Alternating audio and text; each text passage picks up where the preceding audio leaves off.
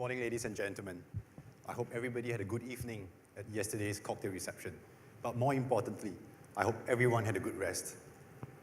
My name is Jameson, and this morning, I would like to be sharing with you 4 key takeaways on the international air travel trends for Sri Lanka.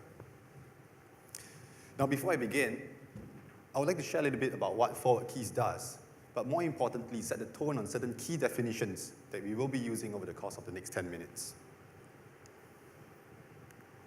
So who's ForwardKeys and what do we do? Here at ForwardKeys, we strive to allow our partners to know tomorrow's travelers. It is as simple as that.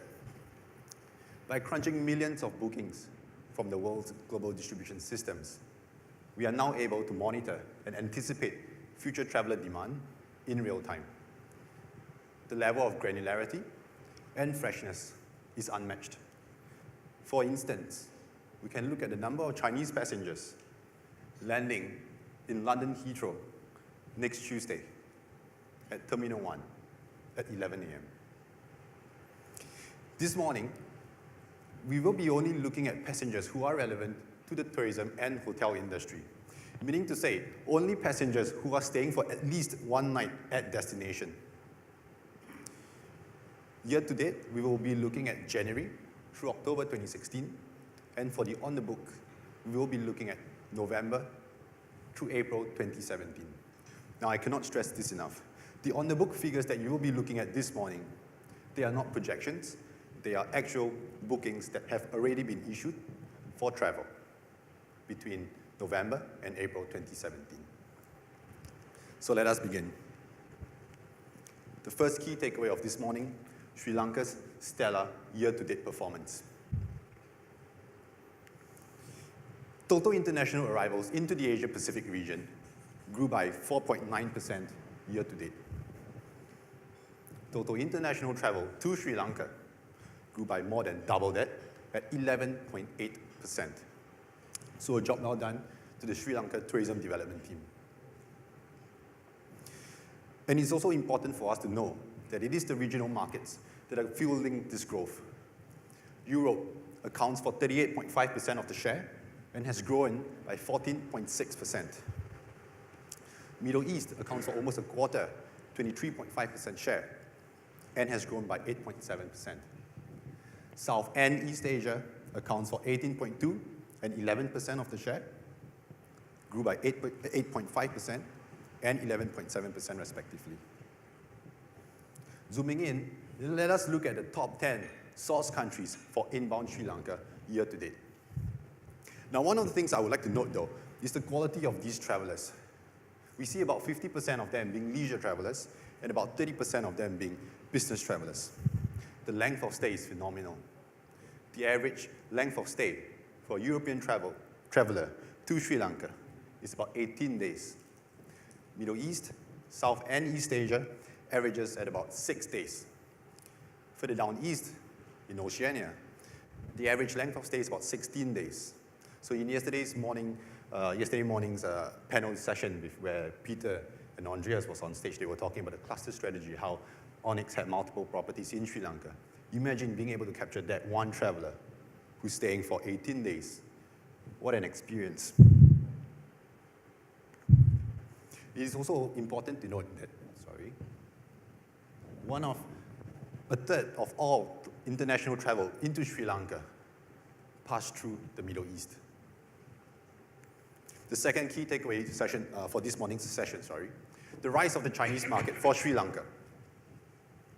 We already saw earlier on that China to Sri Lanka year to date was 29.2% growth. The on-the-book situation for the next 6 months is already up by 10.2%. Beijing, Shanghai, Guangzhou grew by 31, 26, and 64% respectively. The forward booking situation, Beijing and Shanghai grew by 11.8% and 23% respectively.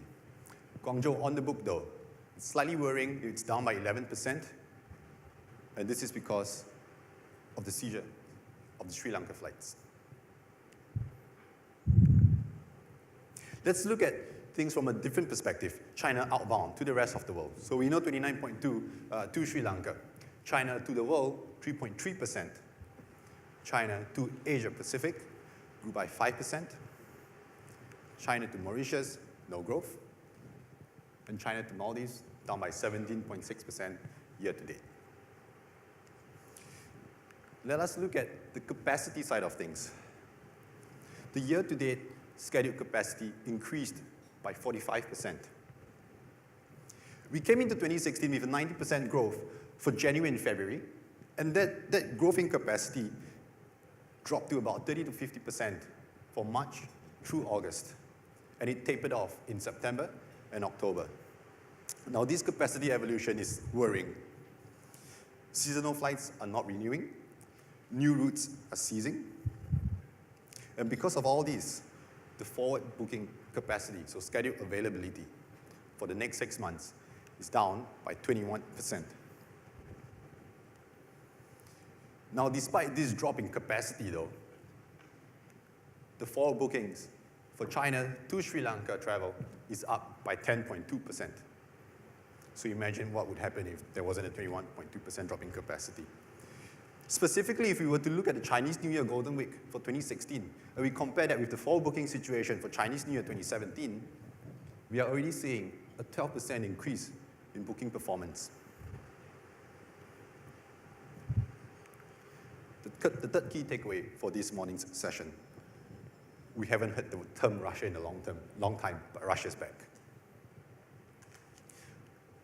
Good news in the form of no news: the forward booking situation for Russia outbound to the world is stagnant at 0.2%. So now the question would be, what is Russia's travel destination of choice? Maybe not to Europe, down by 4% over the course of the next 6 months. Most definitely not Western Europe, down by 22%. Russia to Southeast Asia, on the other hand, over the next 6 months, bookings are up by 19%.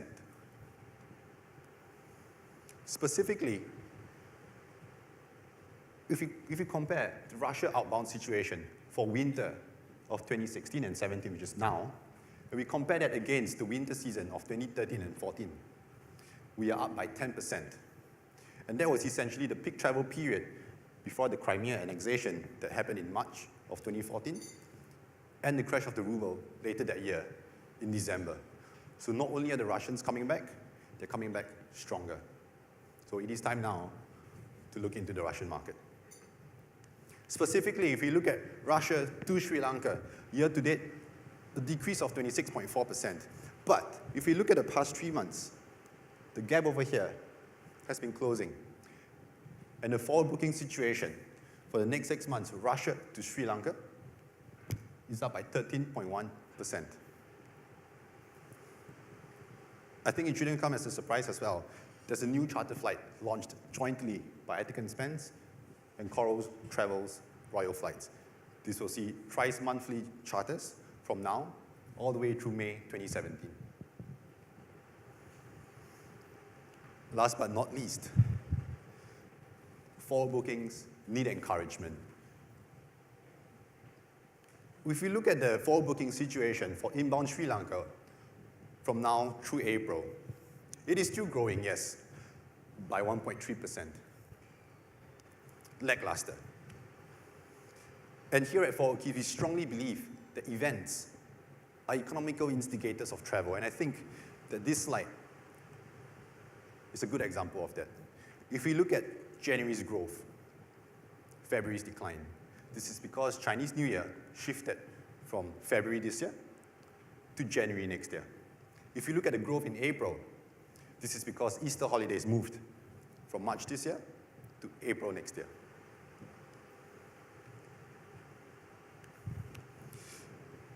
Let's look at the culprits. The Western European markets lack the booking interest. But I believe that this situation is salvageable. And the reason why I say that is because if we look at the booking behavior of the Western European markets, the average booking lead time is about 110 days. So what this means is, it is still not too late to activate these markets for travel in February, in March, and in April, where we currently see the largest decline. But action needs to be taken now.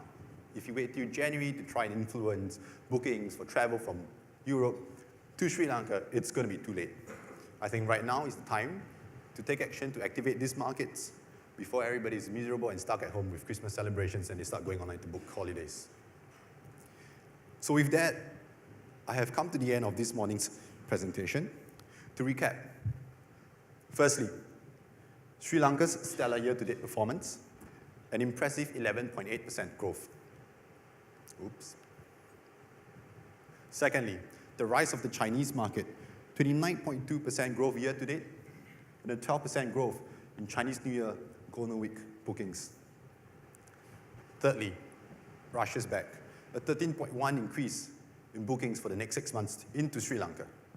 And lastly, forward bookings need encouragement, 1.3% up, but actions have to be taken right now.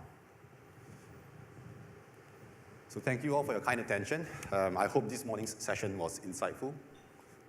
And I look forward to speaking with each one of you individually over the course of the day. Thank you very much.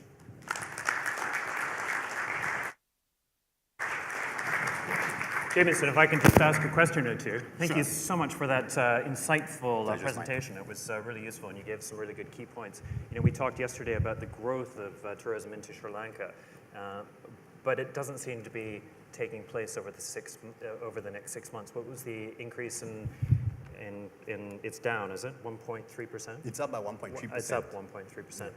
And what is it that the country needs to do? What is it the government needs to do in order to turn that? Because we're looking at over the next 3-4 years, the government wants to bring it up to 4 or 5 million tourist arrivals. I think if we look at, it's multiple faceted, right? So capacity, on one hand, if you look at total international capacity into Sri Lanka for the next 6 months, scheduled capacity is down by about 6.7%. And yesterday, a lot of emphasis has been put on open skies, connectivity. But the problem that I see over here is destination marketing. If nobody knows about Sri Lanka, and Sri Lanka has a lot to offer, we look at the length of stay, 18 days on average. The booth outside had 4 different brochures for each kind of activity. There's a lot to do over here. But, you know, more needs to be shouted about Sri Lanka. If that's not done, even if you open up freedom of the skies, for example, no airlines would want to put metal on that route if they can't fill the planes. Look at British Airways between Chengdu and London, for example. After the subsidies stop, they can't fill the planes, they cut the route. Right? So I think a lot more has to be done on destination marketing in order to spur that exponential growth. Okay. And is the government aware of these numbers as well? Are they doing anything about it, do you think? I hope somebody from the government is in the room. I know. But I mean, do you get that dialogue with the government? Because these figures are key for how they plan the tourism. Most definitely. As a matter of fact, here at ForwardKeys, we have 45 destination clients globally. And that's how they work with us. Instead of just looking at traffic numbers post-fact, what we are able to bring them is we are able to say, okay, look, these are the forward bookings. But more importantly, looking at the booking lead times, for example, where are they traveling to, for example, how can we activate the market, for example. Mm-hmm. So yes, most certainly we'll be interested to be speaking with the Sri Lankan government. Okay, good. Any questions from the audience? Great. One over here, Peter? Yeah. Jameson, can I just ask a sort of technical question, I suppose? If you look at the forward bookings and you say that they've up by 10% or down or whatever it may be, are you comparing that number of the forward bookings this year against actuals of previous year or on the books of previous year? Yeah, we compare forward bookings against the on-the-book situation same time last year. So apple to apple, yes. Okay, great. Yep, one over here.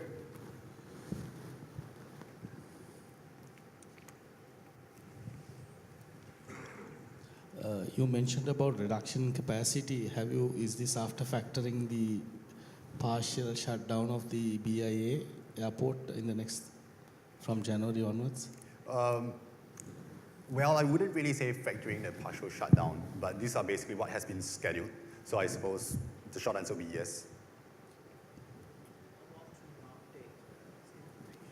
We update it every day. Sorry, what's the question? Sorry, the question was how often do we update our database? We update it every day.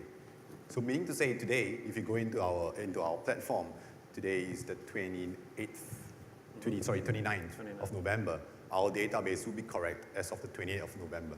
So historical information, correct up to the 28th of November. For bookings, as long as any bookings that has been issued before yesterday, we know.